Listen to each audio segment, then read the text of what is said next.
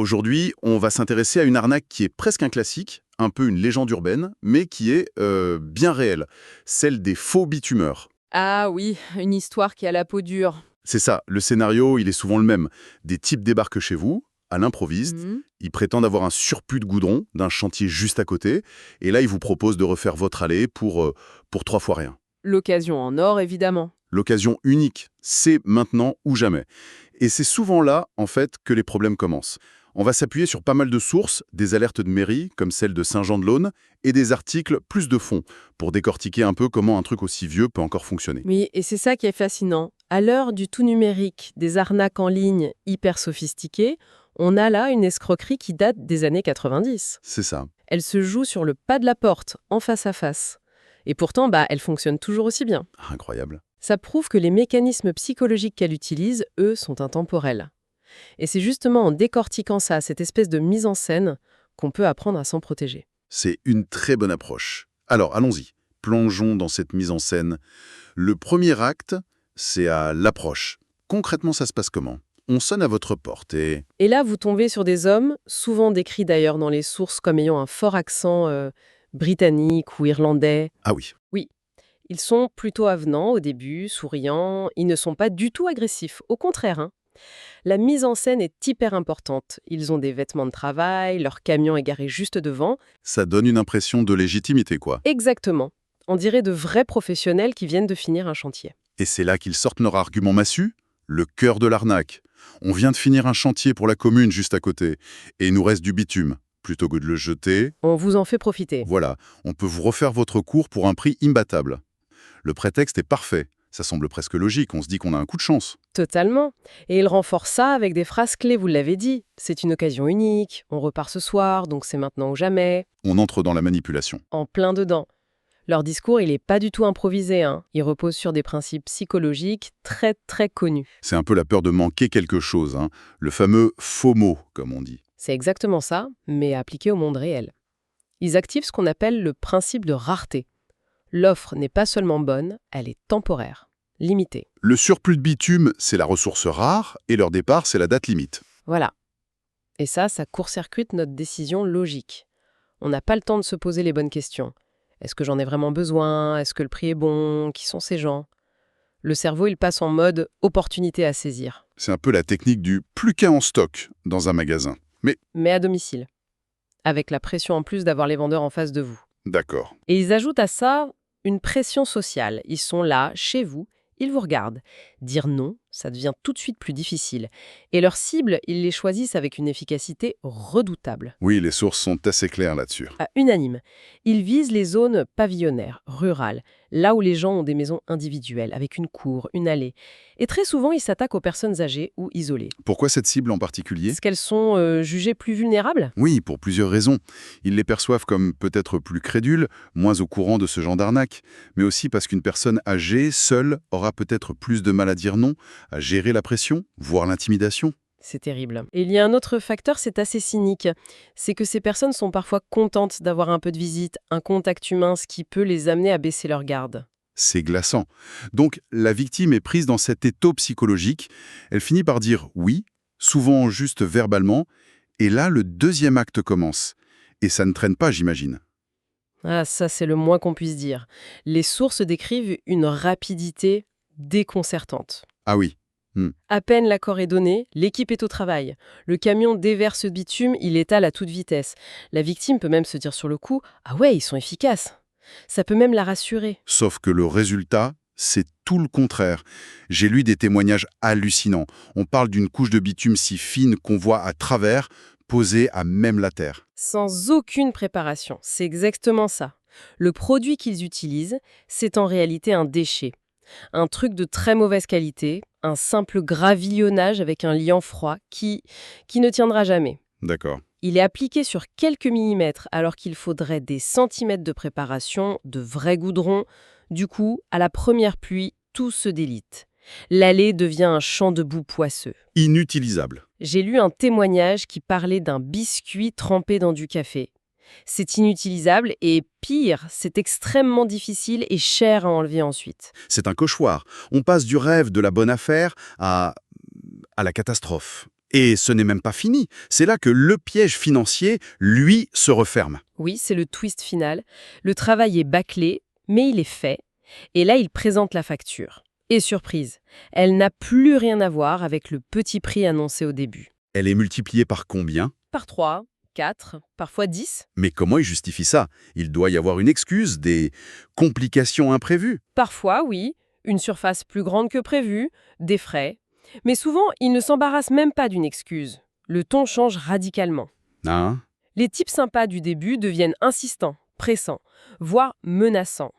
Ils exigent d'être payés sur le champ, en liquide, de préférence. Et là, la personne est complètement piégée, les types sont chez elle, le travail est fait, la situation devient... Intimidante. C'est une contrainte psychologique énorme. La victime est mise devant le fait accompli, elle a honte de s'être fait avoir, elle a peur, elle veut juste que ça s'arrête et qu'il parte. Donc beaucoup finissent par payer.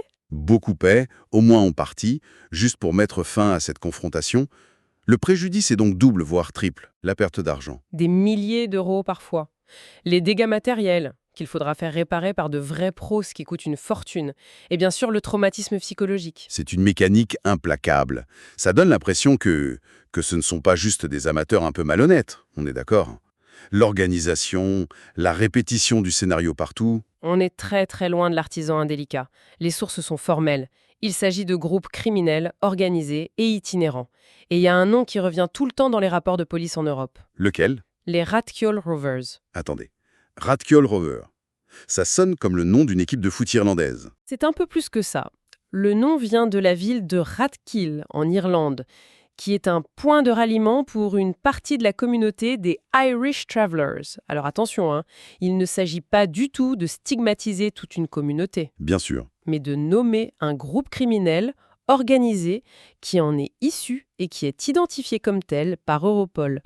Ce sont des groupes transnationaux spécialisés dans ce que la police appelle la criminalité itinérante. Et le bitume, c'est leur seule spécialité? Non, c'est une de leurs franchises, si on veut. Ils sont aussi connus pour des arnaques à la rénovation de toiture, au nettoyage de façade, à l'élagage. C'est toujours le même mode opératoire. Toujours. Démarchage à domicile, offres alléchantes, travail bidon et factures exorbitantes. Leur force, c'est leur mobilité extrême. Ils sont insaisissables en fait. C'est ça, ils frappent dans une région pendant quelques jours, quelques semaines, et ils disparaissent avant que les plaintes ne s'accumulent et que les enquêtes locales démarrent vraiment. C'est une sorte de guérilla criminelle. Et comment ils font pour être si fluides? Des véhicules immatriculés à l'étranger, des identités fluctuantes. Le temps que la justice se mette en route, ils sont déjà dans un autre pays.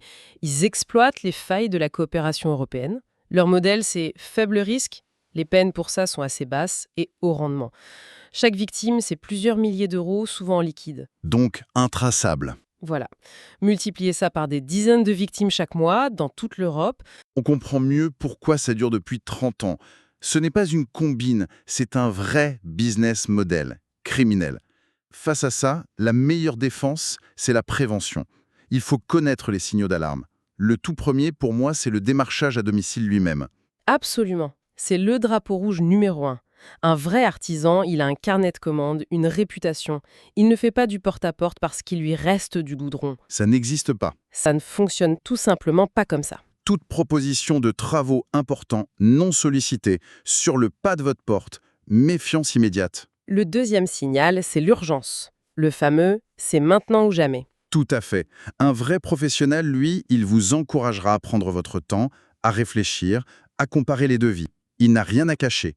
La pression, c'est la signature de l'arnaque. Ce qui nous amène à la règle d'or numéro 1, jamais, mais alors jamais, de travaux sans un devis. Écrit, clair, détaillé.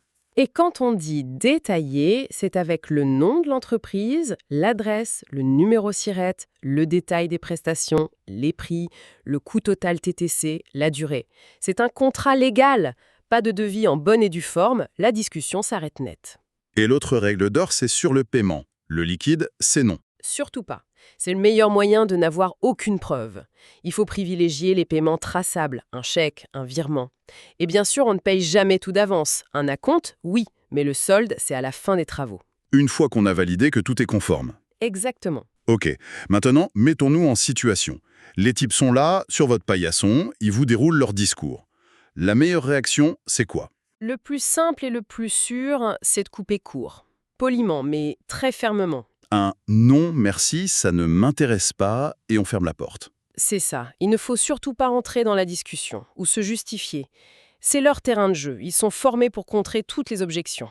Et si on peut, sans se mettre en danger. Si on se sent de le faire, oui, notez discrètement la plaque d'immatriculation, une petite description des individus, du camion, et surtout, le réflexe essentiel, appelez tout de suite la gendarmerie ou la police municipale. Pour signaler leur présence. Oui, plus l'alerte est rapide, plus il y a de chances qu'il soit intercepté. Prévenir ses voisins aussi, c'est un geste crucial. Un geste citoyen, oui. Un petit message dans le groupe du quartier, un coup de fil aux personnes plus âgées qu'on sait isoler.